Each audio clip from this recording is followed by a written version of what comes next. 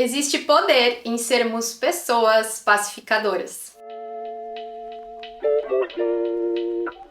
Olá, eu sou a Dani Cadori e se você ainda não me conhece, eu sou design de moda, teóloga, escritora, criadora do Ministério Online Vem Vamos e aqui eu compartilho sobre Jesus, a palavra e as mulheres da Bíblia.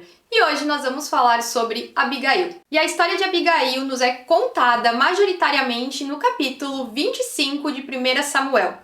E a história dela é extremamente entrelaçada com a história de Davi. Por isso nós precisamos, antes de estudar Abigail, compreender em que momento da história Davi estava. Então Davi, nesse momento, em 1 Samuel 25, já havia sido ungido rei. Porém, ele ainda não ocupava o trono. Quem estava no trono? Saul. Saul ainda estava no trono. Davi ainda estava fugindo de Saul.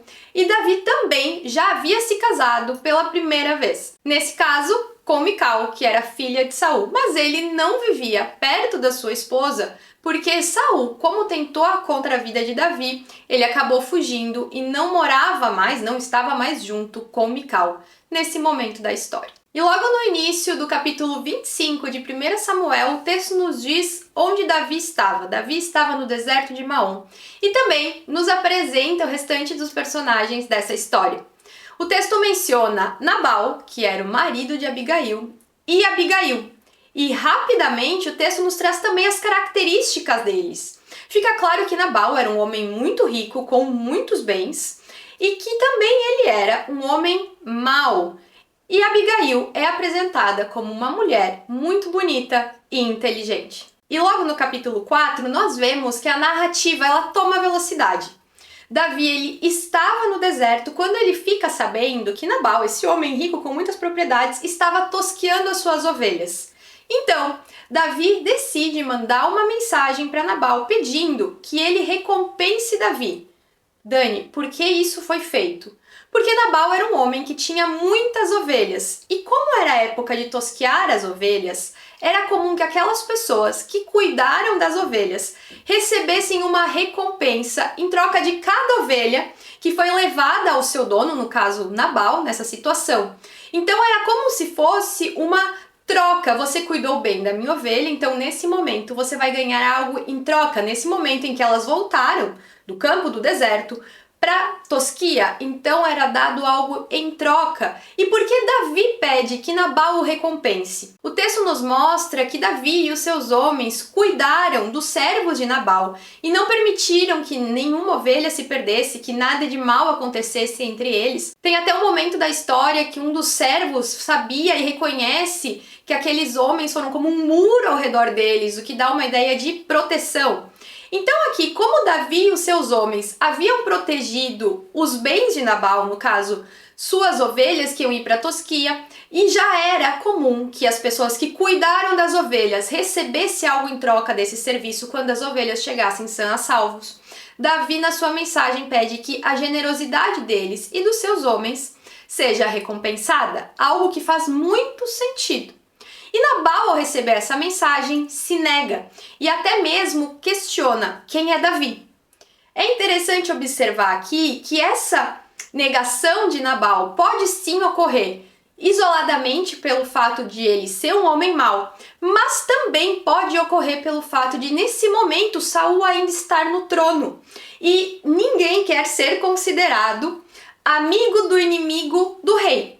Então pode ser por esses dois motivos, talvez de maneira isolada, talvez juntos.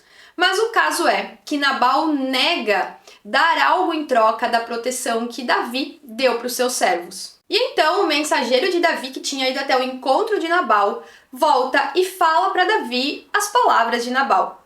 E nisso Davi ordena que os seus homens coloquem a espada na cintura. Isso significa o quê? Guerra. Para que eles iam ir então e exterminar com os homens da casa de Nabal. E então, no verso 14 até 22, ainda no capítulo 25, nós vemos que Abigail se intera, descobre o que o seu marido havia feito, porque um servo da sua casa vai até ela e conta que Davi fez um pedido, fala sobre toda a proteção que eles receberam de Davi e dos seus homens e também a resposta do seu marido. O servo acrescenta falando para Abigail ver se ela poderia fazer algo porque senão certamente o mal iria chegar até a casa deles. E é interessante observar que o servo reconheceu quem era a pessoa do lar mais sábia, mais ponderada, que agiria da melhor forma, por isso ele vai e fala com Abigail, ele não fala com Nabal. Principalmente naqueles tempos, isso é uma atitude muito, entre aspas, até estranha, que gera estranhamento, porque as decisões partiam do chefe da família, do homem, mas ele sabia a insensatez desse homem, então ele se dirige até a pessoa sensata, no caso, Abigail. Nós continuamos lendo o texto e nós vemos que imediatamente, observe essa palavra que depois nós vamos falar mais sobre ela, Abigail pegou 200 pães, 2 vasilhas de couro cheias de vinho, 5 ovelhas preparadas, 5 medidas de grãos torrados, 100 bolos de uvas passas e 100 bolos de figos, e os carregou em seu jumento e foi com o seu servo em direção a Davi. Por que eu li toda essa lista de alimentos, que pode parecer algo um pouco desnecessário de ser mencionado, já que nós não estamos observando exatamente cada mínimo detalhe da história, mas não é. Porque Nabal deu para os seus servos pão, água e carne, mas Abigail oferece uma porção ainda maior para Davi. Se Nabal havia atendido o pedido inicial de Davi, o que eles receberiam seriam pão, água e carne. Mas das mãos de Abigail, eles receberam muito mais mantimentos. E é também interessante observar que esses mantimentos, essa quantidade grande que ela vai dar a Davi, vai oferecer a Davi, significa uma oferta de paz. Significa que ela não só atendeu o pedido, mas ela também está querendo promover a paz. E seguindo no capítulo 25, nós vemos no verso 23 até 35 o encontro de Abigail com Davi. E o texto nos diz que ao ver Davi, Abigail desceu depressa, lembra dessa palavra, nós também vamos falar sobre ela depois, do seu jumento e se prostrou com o rosto em terra. Ela caiu aos pés de Davi e começou a falar. Eu não vou ler todas as palavras de Abigail porque é um texto bem extenso, mas eu quero ler 2 versículos em particular e depois nós vamos comentar os outros. No verso 25, ela diz assim: Meu senhor, não dês atenção àquele homem mau, Nabal, ele é insensato, conforme o significado do seu nome, e a insensatez o acompanha. Contudo eu, a tua serva, não vi os rapazes que meu senhor enviou. O que Abigail está dizendo aqui? Eu não sabia do que meu marido estava fazendo, eu não vi esses mensageiros que você enviou. Não considera a insensatez dele, ele é insensato, ele é um homem mau. Mas considera a minha sensatez. No fundo, é essa mensagem que eu acredito que Abigail está querendo passar para Davi, porque ela segue falando. E é muito curioso, porque ela estava falando com alguém que havia sido ungido rei, e ela fala muito. E isso não era comum para as mulheres naquela época, ter esses diálogos tão extensos. Então, alguns pontos que Abigail trata no seu discurso. Ela fala que ela foi enviada para que o Senhor impedisse que Davi derramasse sangue e se vingasse. Ela pede que Davi esqueça a ofensa e assegura que certamente o Senhor fará para Davi um reino duradouro e que nenhuma culpa deveria ser encontrada em Davi. Abigail destaca também que a vida de Davi estava segura e protegida pelo Senhor, que Davi não deveria ter o peso no coração de ter derramado sangue desnecessariamente e nem de ter feito justiça pelas próprias mãos. E ela segue e pede que quando o Davi fosse abençoado pelo Senhor, ele se lembrasse dela. Aqui fica claro que Abigail tinha uma percepção extremamente correta do plano do Senhor para a vida de Davi. Abigail era uma mulher que sabia como o Senhor estava agindo na história e que o Senhor usaria Davi na história. É interessante observar também que no discurso de Abigail, ela faz uma clara distinção entre o sangue que Davi derramaria por vingança e justiça própria dos outros homens que ele acabou ferindo e matando por causa de motivos justos que não eram motivos pessoais. E essa distinção é muito importante porque por vezes a gente vê tanta guerra e tanta luta no Antigo Testamento e principalmente na história de Davi, e nós podemos pensar assim, mas o que seria Davi também ferir os homens da casa de Nabal? Seria porque nesse momento ele não estaria fazendo isso pelo Senhor, mas por si mesmo, por motivos errados, e isso pesaria no seu coração. E é isso que Abigail está apontando aqui. E quando nós vamos no verso 32, nós vemos a resposta de Davi. Bendito seja o Senhor, o Deus de Israel, que hoje a enviou ao meu encontro. Seja você abençoada pelo seu bom senso e por evitar que eu derrame sangue inocente e me vingue pelas minhas próprias mãos. Davi evidencia que se Abigail não tivesse aparecido, ele de fato teria derramado sangue que ele não deveria derramar. E ele louva o Senhor pela vida daquela mulher que foi ao seu encontro e o impediu de fazer aquilo que ele não deveria fazer. No verso 36, nós vemos que Abigail se despede de Davi, que Davi já não vai mais atacar a casa dela. Mas é interessante observar que Abigail ela não foi ao encontro de Davi para poupar sua própria vida, porque naquele tempo as mulheres elas não costumavam ser feridas, nem crianças, diretamente. Quem seria ferido na sua casa, de fato, seriam todos os homens. Elas talvez seriam levadas como escravas ou algo do tipo. Mas a ameaça de morte pairava sobre os homens daquele lar, sobre os servos, sobre Nabal, mas mesmo assim, Abigail ela age com muita coragem para preservar e cuidar de todos que estavam na sua casa.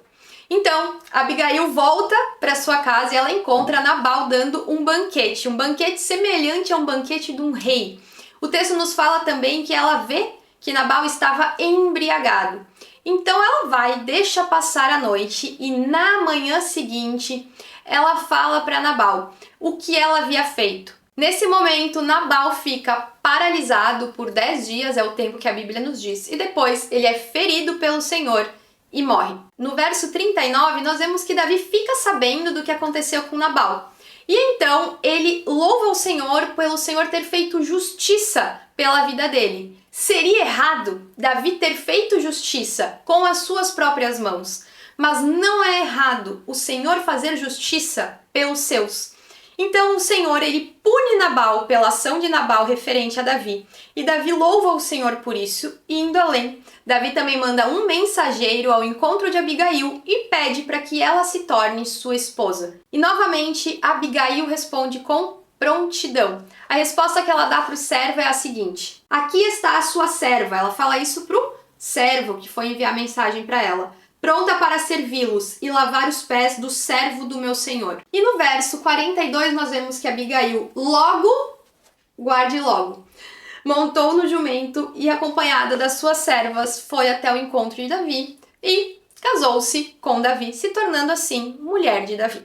Tudo isso aconteceu no capítulo 25. Abigail ela também aparece em outro momento da história quando os amalequitas saqueiam uma cidade e levam as pessoas que lá estavam, e nesse momento Abigail estava nessa cidade e depois Davi vai e resgata as pessoas que haviam sido levadas. Mas acaba que para o nosso estudo esse ponto não é tão importante, não é tão fundamental. Então nós vamos nos aprofundar agora e nós vamos falar sobre as características de Abigail que nos são apresentadas no capítulo 25, porque é com base nisso que nós conseguimos tirar muito mais lições do que se nós tentarmos especular qual foi a ação de Abigail quando ela foi, entre aspas, raptada. Então a história de Abigail nos ensina pelo menos 4 lições. A primeira delas é que a inteligência produz vida. Logo no início da história, nós vemos que Abigail é descrita como uma mulher bonita e inteligente. 2 atributos que, de fato, qualquer pessoa ficaria feliz de possuir. Mas algo que fica muito mais claro ao longo da história, quando nós vamos vendo como Abigail se moveu, como nós vamos vendo o desfecho da história, não é a beleza de Abigail, mas é o quê? A sua inteligência, sabedoria, a maneira que ela se movia e agia de maneira extremamente inteligente. E isso me faz pensar que muitas vezes nós vivemos em uma sociedade, até mesmo em igrejas que incentivam as mulheres a estar sempre belas, arrumadas e tudo mais, e esquecem da importância da inteligência. Veja bem, eu não estou dizendo que a beleza não é algo bom. Eu acho de fato importante que a gente se sinta bem, que a gente busque o belo, que nós gostemos do reflexo que a gente vê no espelho, tudo isso. Eu não estou descartando que a beleza não é algo bom, mas eu estou dizendo que ela não é o principal. E esse texto nos mostra como a inteligência de Abigail fez diferença. E muitas vezes nós podemos nos deixar influenciar, mesmo sendo seguidoras de Jesus, e acabarmos voltando todos os nossos esforços para sermos belas. E acabarmos mantendo os nossos olhos nas nossas aparências, pensando e nos preocupando muito mais com a nossa imagem do que com a nossa inteligência. E é muito importante que nós sejamos mulheres que se preocupam com a sua inteligência, que se preocupam com o que estão enchendo a sua mente, que se preocupem em viver de maneira sábia. Porque a beleza ela pode até encantar por alguns minutos, instantes, mas com o tempo ela não vai ser suficiente para sustentar nada. Se Abigail fosse somente bela, ela poderia ter descido do seu jumento, ela nem teria levado tantas ofertas para início de conversa, porque ela não seria inteligente a esse ponto. E Davi ia olhar para ela e falar, bonita. E aí, que rumo da história mudou? Nenhum. O que fez diferença de fato aqui foi a inteligência que Abigail demonstrou que ela tinha. E que nós possamos, ao ler essa história, não pensarmos assim, nossa, eu queria ser bonita igual a Abigail. Você pode querer ser bonita.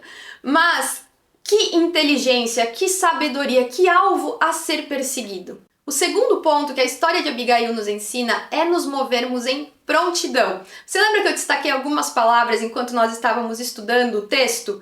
Então eu quero repetir elas para você. O primeiro momento em que Abigail aparece como uma mulher que vivia em prontidão é no versículo 18, quando nós vemos que ela vai imediatamente até o encontro de Davi. O segundo momento é no versículo 23, que ela desce depressa do jumento. No verso 41, nós vemos que ela diz diante do convite de casamento de Davi para ela: aqui está sua serva, pronta para servi-los. E quando nós continuamos lendo o texto, nós vemos que ela logo subiu no seu jumento. Abigail vivia em prontidão, ela não vivia deixando as coisas para depois, ela não vivia se enrolando, ela não vivia de uma maneira, depois a gente vê quando o exército de Davi estiver chegando. Não, ela estava pronta, ela era inteligente, ela era sábia e ela estava pronta para se mover. E muitas vezes nós não vivemos prontas para nos mover. Nós estamos vivendo de maneira despreparada, de maneira acomodada, de maneira, depois vou esperar Davi chegar mais um pouquinho aqui perto, que daí eu não preciso fazer uma viagem tão longa. Vou aproveitar um pouco minha solteirice agora que ela estava viúva. Não, Abigail sabia que ela precisava fazer e ela estava pronta para agir em direção ao que precisava ser feito. O terceiro ponto é que existe poder em nós sermos pacificadores. Abigail foi uma mulher pacificadora e isso fica claro ao longo de toda a sua história. Fica claro quando ela prontamente prepara uma oferta para dar para Davi. Fica claro nas suas palavras para Davi que pacificaram. Fica claro também no momento em que ela sai da sua casa sem mencionar para o seu marido, porque ela sabia que isso, diante da tolice do seu marido, seria um problema. Fica claro quando ela volta para a sua casa e vê que o seu marido estava embriagado e ela espera até a manhã seguinte para falar com ele. Ela era uma mulher que criava diálogos de paz. Ela era uma mulher que criava ambientes de paz. Ela era uma mulher que levava a paz. Abigail não era somente sábia, ela sabia como falar o que era certo diante da sua sabedoria, mas também de maneira pacificadora. E muitas vezes nós podemos estar certas, mas nós podemos falar de uma maneira que vai gerar contenda. Existem muitas situações na nossa vida que nós podemos até mesmo ter razão, que o nosso ponto pode estar certo, mas se nós não tivermos percepção de como falar, qual momento falar, como nós podemos falar para que isso gere paz e não contenda? Nós vamos estar agindo como tolas. Nós não vamos estar agindo de maneira pacificadora. E eu já fui uma pessoa que viveu assim. Em muitas situações da minha vida, eu podia até ter razão, mas a minha maneira de falar não era correta. E uma vez uma amiga falou para mim e falou assim: Dani, a maneira que tu fala faz com que tu perca a razão que tu tem. E aquilo me marcou muito. E eu comecei a buscar mudar a maneira que eu falava. Eu comecei a me atentar às palavras que eu usava, o tom de voz, como eu falava. Porque não adianta nós termos razão sobre um assunto se nós não conseguimos falar de maneira que promova a paz. E nós, como cristãos, como seguidores de Jesus, temos o chamado de sermos pacificadores. Eu não sei como você se move com as pessoas que você convive.